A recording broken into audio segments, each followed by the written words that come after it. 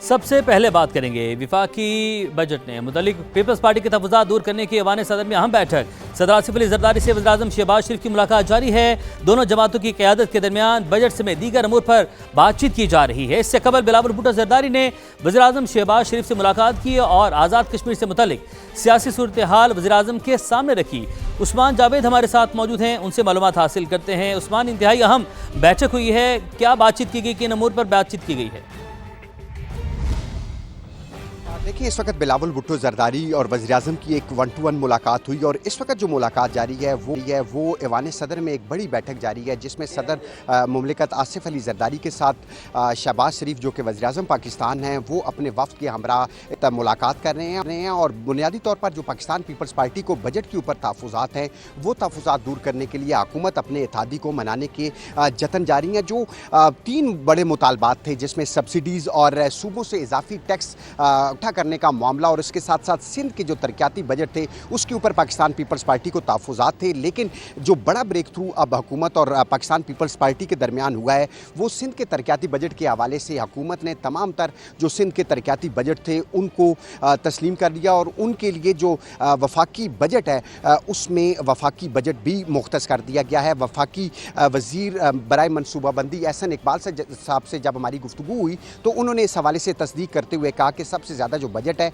वो कम तरक्याती याफ्ता जो सूबा है बलूचिस्तान उसके लिए रखे गए हैं, जबकि दूसरे नंबर पर सबसे ज़्यादा बजट सिंध के तरक्याती मनसूबे जिसमें शाहराएँ, नहरें और दीगर जो मोटरवे है उस समेत के 4 का मनसूबे के लिए तमाम तर जो पाकिस्तान पीपल्स पार्टी के मुतालबात थे वो मुतालबात मान लिए गए हैं और बजट जो है उसके लिए एलोकेट कर दिया गया है। और अब जो बाकी 2 मामलात हैं वो सब्सिडीज़ और सूबों से टैक्स इकट्ठा करने का मामला, ये इस मामले के ऊपर अभी तक हुकूमत और पीपल्स पार्टी के दरमियान डेडलॉक मौजूद था। अहम बातचीत की गई है बैठक में, आपने अपडेट किया, आपका बहुत शुक्रिया। अब आपको बताएं कि ईरानी फौज का इसराइल के खिलाफ हमले रोकने का ऐलान। ईरानी पासदारान इनकलाब का कहना है कि इसराइल के खिलाफ फौजी कार्रवाइयां खत्म कर दी, बेरूत पर दोबारा हमले किए तो भरपूर जवाब देंगे। सिहूनी रियासत को ईरान के जवाब से सबक सीखना चाहिए। ईरानी सदर मसूद पेज़ेश्कियान का कहना है, हम किसी धमकी से डरकर पीछे नहीं हटेंगे, अपनी कौम के हकूक़ का दिफा पूरी कुव्वत से करेंगे। सोशल मीडिया पैगाम में कहा, अमन और कौमी सलामती हमारी अव्वलीन तरजीहात हैं, सिफारतकारी और दिफा हमारी कौमी ताकत के 2 पहलू हैं। हमने मैदान जंग खाली छोड़ा, ना मुज़ाकरात की मेज़। ईरान कौमी इत्तेहाद के साथ इस इम्तिहान में सुरखरू होगा।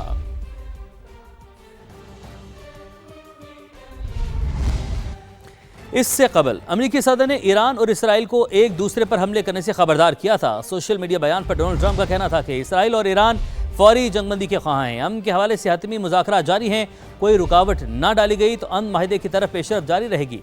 हतमी माहिदे तक आबना हुर्मस की नाकाबंदी पूरी कुव्वत से जारी रहेगी। दूसरी जानिब एक्सियोस ने दावा किया है कि वाशिंगटन ने ईरान पर इसराइली हमलों की मंजूरी नहीं दी।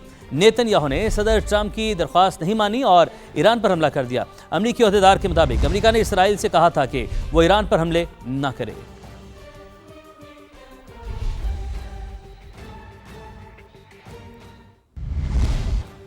मशरिक़ वस्ता को एक बार फिर जंग ने अपनी लपेट में ले लिया है। इसराइल और ईरान के एक दूसरे पर हमले, इसराइली हमलों से तेहरान, तबरेज़, खर्ज और इस्फहान धमाकों से गूंज उठे।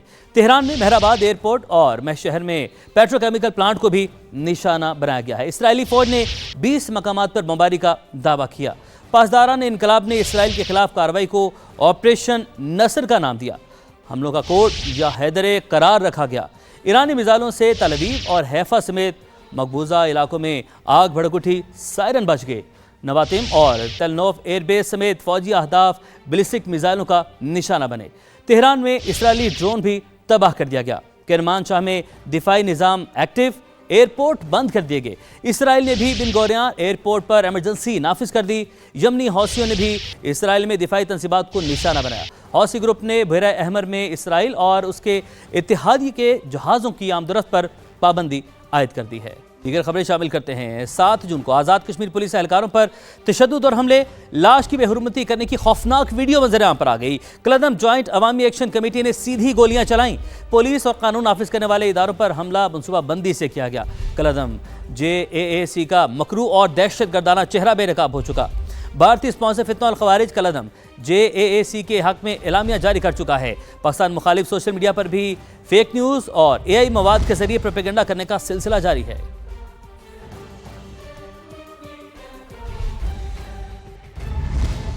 पाकिस्तान ने बरतानिया में मुकीम अफराद की गैर जिम्मेदाराना और गलत इतलात पर मबनी बातों पर तशवीश का इजहार किया है।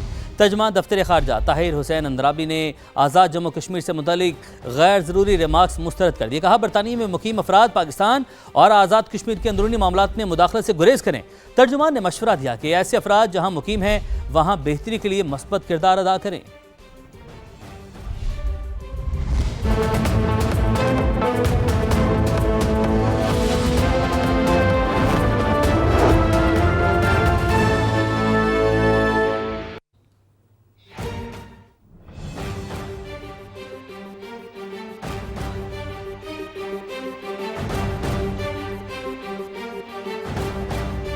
बात करेंगे गिलगित बल्तिस्तान इंतखाबात की, जहां पर पीपल्स पार्टी का जादू चल गया।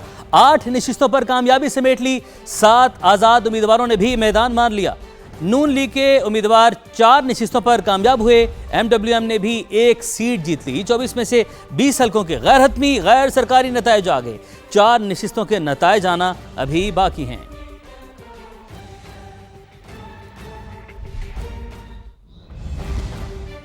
सदर इस्तेहकाम पाकिस्तान पार्टी अब्दुल अलीम खान की पीपल्स पार्टी को गिलगित बल्तिस्तान इलेक्शन में कामयाबी पर मुबारकबाद। कहा, उम्मीद है नई हुकूमत इलाके में अवाम के मसाइल हल करेगी। इस्तेहकाम पाकिस्तान पार्टी ने GB के इंतखाबात में तीसरी बड़ी जमात के तौर पर वोट हासिल किए। भरपूर एतमाद पर शिमाली इलाका जात के अवाम का शुक्रिया अदा करते हैं। अब्दुल अलीम खान ने इलाके की तरक्की और खुशहाली के लिए किरदार जारी रखने का पुख्ता अज़्म भी दोहराया। रिपोर्ट देखिए।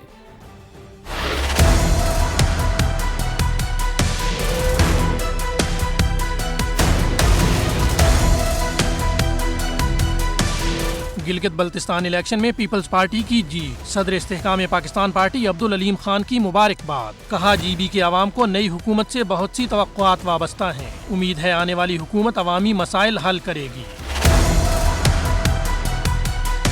अब्दुल अलीम खान ने कहा कि IPP ने गिलगित बल्तिस्तान के इंतखाबात में तीसरी बड़ी जमात के तौर पर वोट हासिल किए।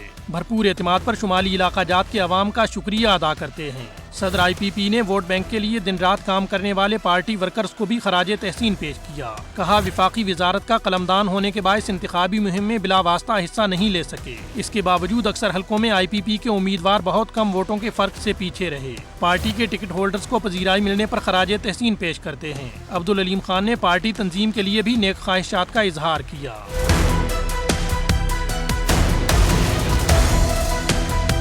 सदर इस्तेहकाम पाकिस्तान पार्टी ने कहा, इलाके की तरक्की और खुशहाली के लिए अपना किरदार अदा करते रहेंगे। गिलगित बल्तिस्तान के अवाम के साथ मुस्तकिल बुनियादों पर करीबी राब्ता बरकरार रखने के अज़्म का इजहार। ये यकीन दहानी भी करवाई कि पार्टी कारकुन अपनी सरगर्मियां जारी रखेंगे और इलाके की बेहतरी में हिस्सा डालते रहेंगे। गिलगित बल्तिस्तान के मुख्तलिफ इलाकों में इंतखाबी नताइज के खिलाफ एहतजाजी मुजाहरे जारी हैं। रिपोर्ट में जानिए।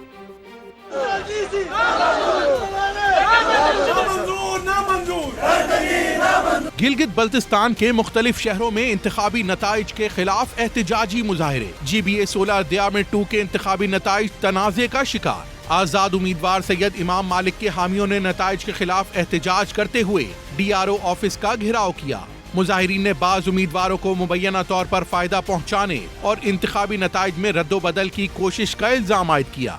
हमारा हमें नोटिफिकेशन चाहिए था सर। रात को हम तकरीबन 1500 प्लस लीड पे थे। जब हम घर गए, सुबह जब हम 9 बजे वापस आए तो कहते हैं कि आप लोगों के वोट कम है और जो हमारी जो मुखालिफ टीम है उनके वोट ज़्यादा है करके हमारे साथ धांधली की है। एक लेडी ऑफिसर ने जो बक्सूस के अंदर से वोट उठा के कोई टोकरी में डाले, कोई पर्स में डाले, कोई नीचे फेंके। चिलास में मुश्तइल मुजाहिरीन को मुंतशिर करने के लिए पुलिस ने शेलिंग की। दूसरी जानिब अस्तोर में भी सियासी जमातों के कारकुनान और हामियों ने नताइज पर अपने तहफ़्फ़ुज़ात का इजहार किया। बिलखुसूस अस्तोर के अंदर ये सब को मालूम है कि खुला धांधली हुई है। जहाँ पर 500 वोट थे वहाँ 600 कास्ट हो गए हैं। बल्क पेपर्स जो थे वो जाली कास्ट हुए हैं, मोहर जाली बनाई गई है। प्रिजाइडिंग ऑफिसर्स ने वहाँ काउंट करते वक्त लिखा है कि इतने बोगस यहाँ जो है वो पेपर्स आए हैं, वोट्स आए हैं। सियासी कारकुनान शफाफ तहकीकात और नताइज के असर-ए-नौ जायजे का मुतालबा कर रहे हैं। चेयरमैन तहरीक इंसाफ बैरिस्टर गौहर ने गिलगित बल्तिस्तान के इंतखाबी नताइज मुस्तरद कर दिए। इस्लामाबाद में प्रेस कॉन्फ्रेंस के दौरान धांधली का इल्ज़ाम लगाते हुए कहा जीबी इंतखाबात में भी जाली वोट डाले गए। बैरिस्टर गौहर ने दूसरी जमातों को जाली मैंडेट फराहम करने का भी इल्ज़ाम लगाया। दावा किया कि PTI 8 नशिस्तों पर कामयाब हुई, लेकिन फार्म 47 सिर्फ 3 नशिस्तों के दिए गए। इनमें 2 PTI और 1 MWM की सीट शामिल है। हम इस इलेक्शन के इंटायर प्रोसेस को, इस इलेक्शन को, इसकी काउंटिंग को, इसके फार्म को और इस रिज़ल्ट को हम रिजेक्ट करते हैं। ये इलेक्शन गिलगित बल्तिस्तान में धांधली ज़दा है। इलेक्शन पोलिंग डे पे भी धांधली हुई है, वोट स्टफिंग हुई है, बोगस वोट ला के पोल हुए हैं। उन लोगों को जिनको आवाम का मैंडेट नहीं था, एक बार फिर जाली मैंडेट दिया गया है। टोटल हमारे 8 सीट बनते हैं जिस पे हम 100% लीड में थे और हमें उसके फार्म 47 मिलना चाहिए था, जबकि हमें PTI के नाम के 2 और MWM का 1 मिला है।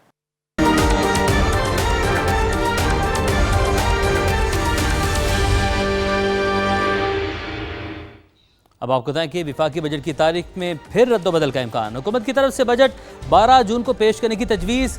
बजट पहले 10 जून को पेश करने का ऐलान किया गया था। कौमी इक्तिसादी काउंसिल के इजलास का मामला भी कल तक लटक गया।